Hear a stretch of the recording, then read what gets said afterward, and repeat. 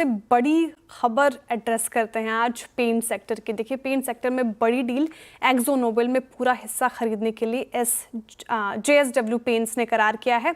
और डील की पूरी पिक्चर बताने के लिए हमारे साथ यतिन मोता जी जुड़े हैं। यतिन, बताइए क्या है खबर।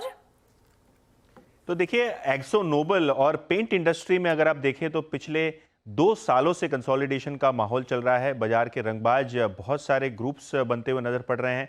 और अगर हम बात करें तो बिरला के ओपस अनाउंसमेंट के बाद अब JSW ग्रुप फ्रंट फुट पे आ गया है और एक्जो नोबेल के एक्विजिशन का अनाउंसमेंट कर दिया है। करीब 9,400 करोड़ में वो 75% के आसपास का हिस्सा एक्जो नोबेल के प्रमोटर्स के पास से खरीदेंगे। डील जो है येस्टरडे के क्लोज प्राइस से 16% डिस्काउंट पे यानी लगभग 2762 रुपए के आसपास हुई। हालांकि अच्छी बात यह है कि ओपन ऑफर प्राइस जो है वो करंट मार्केट प्राइस से ऊपर के स्तर पे आपको आता हुआ नजर पड़ रहा है। कुल मिला के 1,14,00,000 शेयर्स का ओपन ऑफर रहेगा 3417 रुपए 77 पैसे के आसपास। JSW ग्रुप की बात करें, एक्जो नोबेल ग्रुप की बात करें तो क्लियरली यहाँ पेंट पे बहुत बड़ा फोकस है। ड्यूलक्स का ब्रांड काफ़ी मशहूर है जो एक्जो नोबेल अभी जो है मार्केट में उतारा हुआ है। 65% डेकोरेटिव पेंट्स सेगमेंट से रेवेन्यू और 35% उनका इंडस्ट्रियल सेगमेंट से पेंट कारोबार में कंट्रीब्यूशन रहता है। ऑब्वियसली प्लेयर्स की बात करें तो बहुत सारे प्लेयर्स हैं और टॉप 2 प्लेयर्स के पास 50% मार्केट शेयर है, जिसके अंदर एशियन पेंट शामिल है।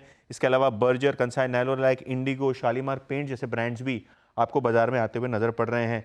अगले 5 सालों में लगभग 1.5 गुना से ज़्यादा इंडस्ट्री बड़ी हो सकती है और $16.5 बिलियन के आसपास का टारगेट एड्रेसेबल मार्केट आपको पेंट इंडस्ट्री में आता हुआ नजर पड़ रहा है।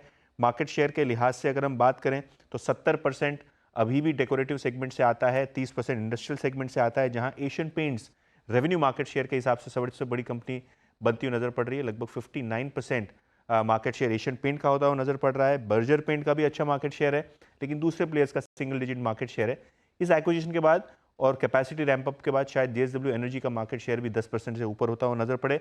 और निवेश की बात करें तो रिसेंटली बिरला ने 10,000 करोड़ और दूसरे प्लेयर्स ने भी 5 से 10,000 करोड़ के आसपास के इन्वेस्टमेंट प्लान्स अगले 5 साल के लिए पेंट इंडस्ट्री में अनाउंस किए हैं। शुक्रिया यतिन तमाम जानकारी के लिए और सबसे बड़ी खबर हमने एड्रेस की। पंकज जी, देखिए जिस तरीके से आपने यतिन जी को भी सुना होगा, पेंट सेक्टर का ही जो कारोबार है वो बढ़ता ही जाएगा। पेंट सेक्टर में कोई एक स्टॉक चुनना हो आपको तो वो कौन सा होगा जो चार्टिकली भी आपको स्ट्रॉन्ग नजर आ रही है?